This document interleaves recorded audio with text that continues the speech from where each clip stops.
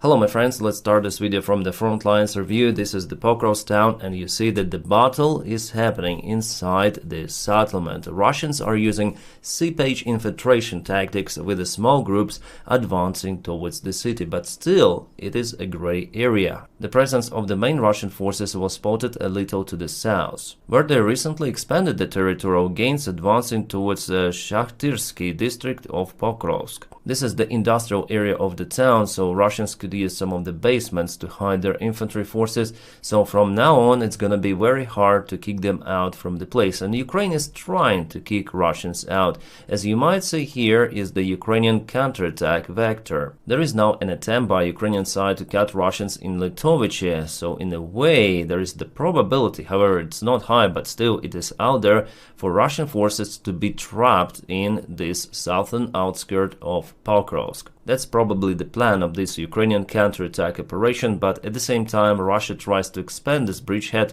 not letting Ukraine to cut their forces in a straightforward single attack. Well, I would say that in general the entire Pokrovsk town is now in a gray zone and Ukrainian infantry is placed there just occasionally, because all of this area is targeted by enemy drones, but Ukraine is also using its drones in Pokrovsk and close by territories which are controlled by Russia, but still Russian army could be hit out there. As you might see, Ukraine is using drones in Zvirova and even aviation strikes in the south. In the modern day war, it's really hard to advance with significant forces. Usually those are the small attack forces or small defense forces which are placed in particular town blocks. So enemy is using also this tactics with the small forces, and as for them I would say it's the most profitable nowadays. Is the situation now catastrophic for Ukrainian army? I wouldn't say so, no. Even for Pokrovsk, Russia is unable to take this entire town just right now with those small amount of the forces. However,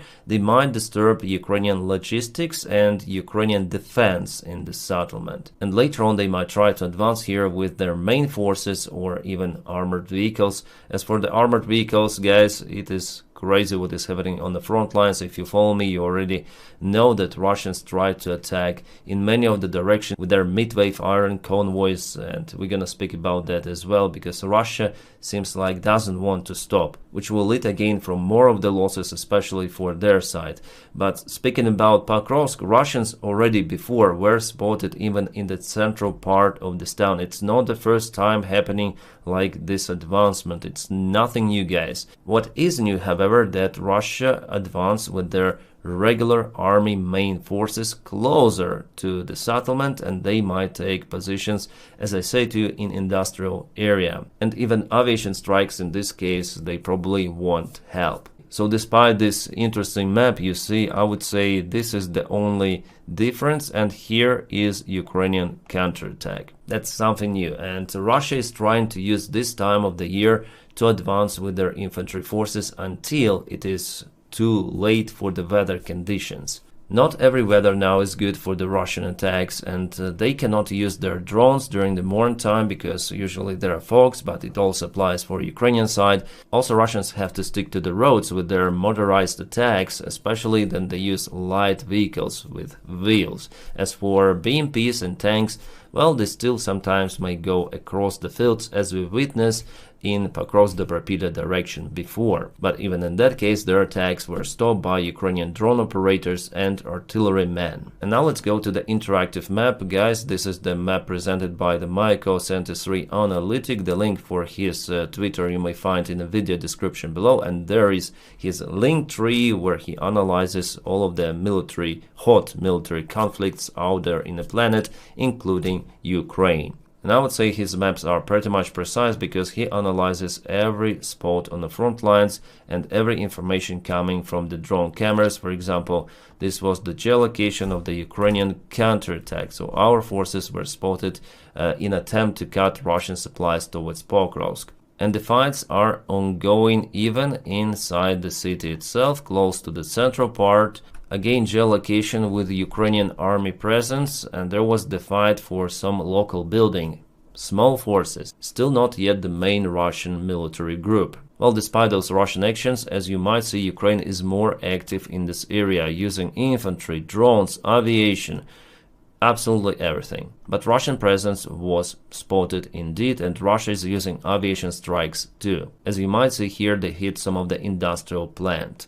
Well, as for the winter time, I don't think that Russian infiltration tactics could really work. Well, anyways, we'll see. And again, let's look at this part, oh my god, where Russia started to use the old tactics, advancing with convoys. Well, for the last 24 hours, there were just occasional fights, and Russia didn't send lots of the forces, but still, they maintained the same tactics. Which I think after all is quite stupid, because here their main attempt was to go to Shakhove, to expand the bridgehead and to re-encircle their army group in Kucherev Yar and the one that was trapped between Novoshachove and Shakhove. But every time they sent not enough forces to take the positions, or they sent those in the wrong way, where for example this bridge, where is this river? Yeah, this bridge is being destroyed. An absolute poor planning. In the comments you say sometimes, yeah, some people say that Dennis do not tell mistakes for Russian army, they learn from their own mistakes, not from me. And Russian military bloggers, they tell exactly the same stuff what I tell you here, that this is the stupid way to attack for Russia. So Russian command may get the same information that I tell you from their own Russian informational field. Russian military bloggers, they do not believe in what is happening with those crazy losses. They're asking the question why and how it was done that poorly. So it's not me only saying about that stuff. They all understand it. I think Russian commanders, they understand that stuff themselves, and they obtain the orders, okay, go and take, for example, Shakhove with what you have. Okay, today we have 6 of the vehicles, so let's throw them there. The day after tomorrow they receive, for example, 9 vehicles prepared for attack with some of the electronic warfare which doesn't work and hunger type of the vehicles, and they decided to throw it to the same Shakhove direction, maybe using different road at the very end, but all of that failed from the very beginning on the Russian so-called controlled territory where Ukrainian drones continue to operate. So the main incompetence of the Russian army comes not only from the local commanders who do not understand sometimes the situation, but also it comes from the very top. Gerasimov, for example, he wants to present some of the achievements to Putin, but he doesn't understand what is happening in particular direction. In Russian army, this feedback is very poor. Just imagine if Russians concentrated all of those forces which they used for multiple of the attacks in so many directions, if they gathered those in a single convoy, like 50 of the vehicles they lost for the last couple of weeks. So imagine convoy of 50 vehicles, and Ukraine needs sometimes even 10 drones to stop one tank because it's hunger, so you need to break through it, bomb it, then some of the lucky drone penetrates it, causing some sort of the kaboom. So it's kind of hard also for Ukrainian drone operators to stop those convoys, and they do it because they have enough drones to do it, enough forces, enough drone operators. So 9 vehicles is okay, but if Russia sends, for example, 25 vehicles, I think that some of them could reach even Ukrainian positions. Yeah, the most of the Russian convoys still would be destroyed, but Russians might land their forces in some of the village of Shakhove, maybe Toretsky, and create some sort of the bridgehead where they can feed it with more forces, and Ukrainian drone operators would be forced to also deflect on infantry positions in those villages. So use less drones for the next Russian convoys. That's the only Russian tactics which they potentially could use to gain the ground in more or less fast manner, because with the small infiltration groups it takes them lots and lots of the time to gain new territories. And there is the information coming that Russia is probably preparing for the massive convoy attack also in the same direction. It seems like after those crazy 2 weeks with their losses, they understood that something is not okay, that they need really more vehicles to get the ground. But even if they use that kind of the tactics, it would bring them tremendous losses. They will not be able to continue it for every village. Just here, maybe to advance to Kucherev Yar, Shakhove, Toretsky, maybe with that one they can do it. But what is next? You see many villages, even settlements, even cities of Slavyansk, Kramatorsk, Drushkivka, all of that is a big, long settlement. And well, Russia is very close to Constantinivka, we're going to discuss it today. But in general, if Russia is losing that amount of the vehicles for nothing really, they put Vladimirivka into the gray zone, and later on there was a Ukrainian counterattack. Oh my! So no territorial gains for those entire losses. Just maybe one of the vehicles was capable to land the forces in power station here, not far away from Mirnograd. That's the only success for the Russian army in this place for the couple of weeks. Crazy. But using the same forces in different manner, like for example single strike, one direction as I mentioned, yeah, they could have been successful going to Shakhova, Toretsk, and maybe even Kucherev Yar, because the amount of the forces is huge. But they just split the forces, attacking one day, then in another day, letting Ukrainian army to be prepared for every sort of the Russian group and using available resources, drone resources first of all. And now let's go to Constantinivka, where Russians advanced further and they cut this supply road to Constantinivka. Russians were spotted in this local, it's the cemetery. Yeah, there was the infantry of the Russian army. They are no go any longer, but I cannot show you this video on the channel. So we see how this gray area expanded from Alexander Shultin and from Toretsk. It means that Russia is still not controlling all of this territory. They're moving with small sabotage forces, and Ukraine is using drones to kaput them. And that's how we actually know about the presence of the Russian army, because of the videos published by Ukrainian defenders from those drones. So here this road, it was crossed by the Russian sabotage groups, but it doesn't mean that they're controlling it. However, they used drones to hit, I would say, this pretty much entire area. Russian drones even were spotted in Kramatorsk, which is not close to the front lines. Here we have some photos of the Ukrainian cameraman in Constantinivka direction. So the situation there, well, it's battlefield. Yeah, it's the war zone out there already. Lots of the razor wire and drone protection you might see for Ukrainian supplies. And Constantinivka being shelled day and night. Again, aviation gliding bomb is there. Some of the vehicles, and Ukraine, as you see, also has some of the losses, especially unarmored vehicles like pickup trucks that only have some of the anti-drone meshes. Well, this vehicle didn't burn down, so probably crew survived. Well, from entire front lines, despite Russia concentrated the most of the efforts in Pokrovsk, Dobropila and Constantinivka, still the only direction where they move with their regular main Russian forces in this one, Dnipropetrovsk, Zaporizhia. So every day they take the ground. If you go 2 days ago, you might see that definitely they're taking the ground. Ukrainian defense is not strong, not as strong as in Donetsk direction. That's why Putin asks Donald Trump to push Ukraine for capitulation. Capitulation means giving up Donetsk Oblast just like that without any fight, because Putin simply is unable to take it by force. But here definitely Russians move. The main Ukrainian defense line goes a little behind. You know, Pokrovsk, it's the main settlement on the way to Zaporizhia, and you see the line of those small villages. Here is the main, somewhere here is the main Ukrainian defense line. Plus there are some big rivers here which create some sort of the natural obstacles for Russia, so soon they will be stopped. I'm sure about it. And of course, for the winter time, it's hard for Russia to propel forward. But Ukraine is also successful. Here's the update from the Sumy direction. The heavy fights are now ongoing for Alexeyevka. Ukraine has several of the counterattack vectors, and Ukraine takes the ground, forcing Russians to retreat from this village. And yeah, finally Russians will be forced to leave it, because Russia took the forces out from this direction. They don't have enough of the resources to continue to resist against Ukrainian countermeasures. Yeah, we have new videos published from the front lines. Today there was also Russian vehicle attack. Not many vehicles, just 3. All of them were stopped. What Russia is doing now, it's melting down its own forces. No territorial gains, nothing. They go and they lose. That's it. That's nonsense. It's insanity, but it is happening. I'm sure that if it was happening in Ukrainian army, I mean 50 vehicles per couple of weeks, There could be even some of the protests in Ukraine.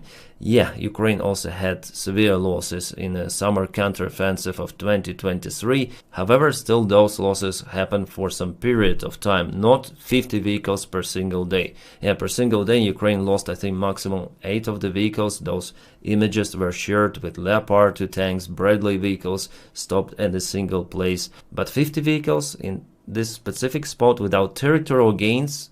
Absolutely crazy, because back then Ukraine at least gained some of the land. Here Russians, nothing happened because of those attacks. Just Ukraine wasted some of the FPV drones on them. That's it. It looks like Russians are using the strategy to deplete Ukrainian munition and weapons with their own bodies of their soldiers and those vehicles. Wow, look at the munition Russians are using. This is the AK-105, not 47, not 74. This is the new Kalashnikov with lots of the tuning, silencer, scope, wow. And just recall 2022, then there was the mobilization and the Russian army announced, and the Russian soldiers received those kind of the Kalashnikovs.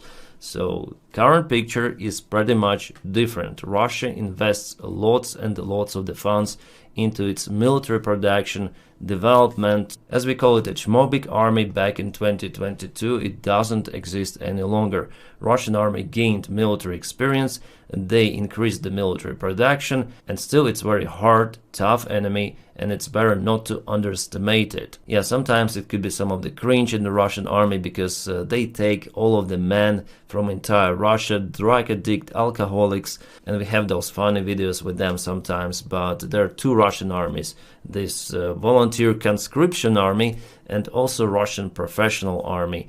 And they're equipped with those kind of the tools. It's no joke, absolutely. Oh, probably Russians hit Ukrainian Patriot system. I'm not sure, but it looks like it, judging on the evidence they presented.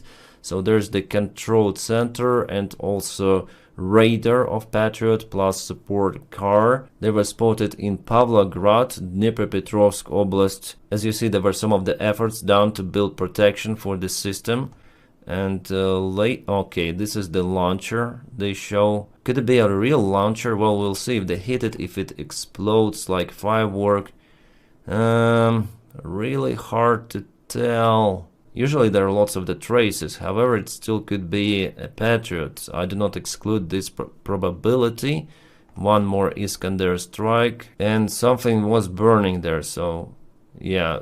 There could be some of the fuel, but honestly doesn't look like a decoy.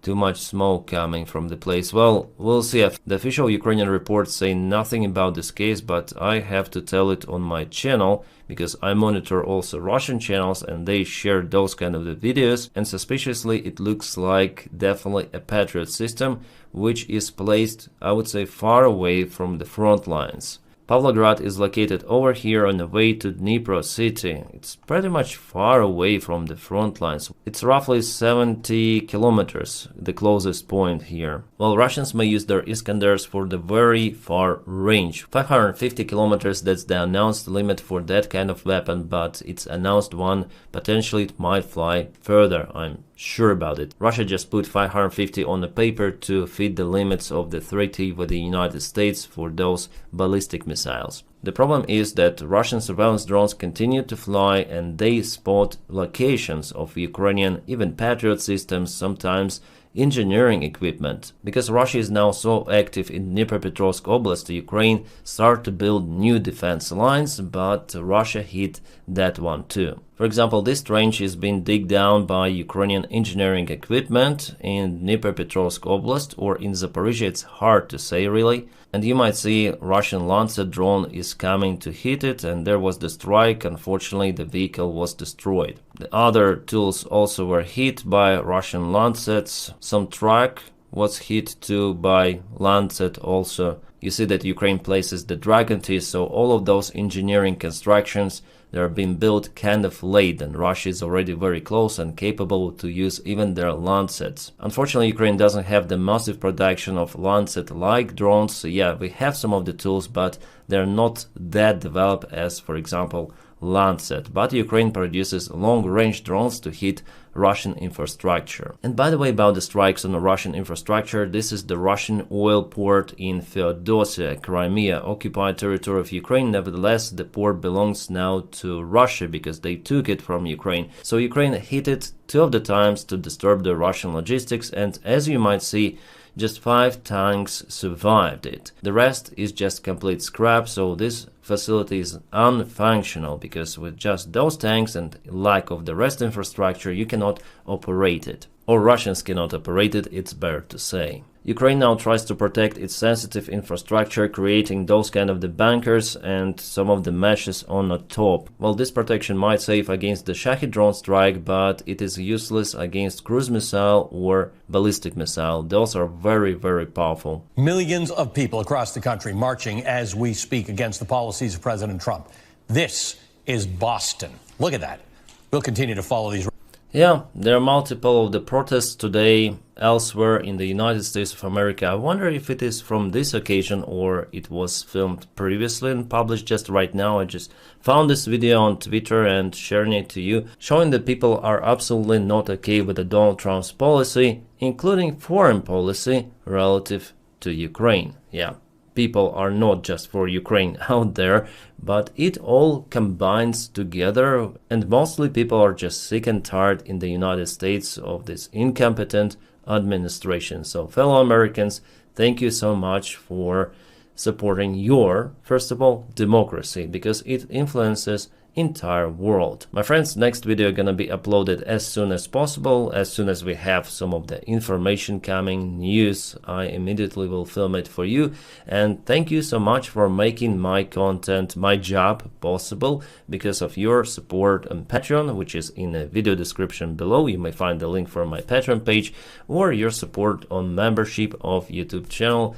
Thank you, thank you, thank you, my friends. And now I wish you all a peaceful sky wherever you are, and have a great time.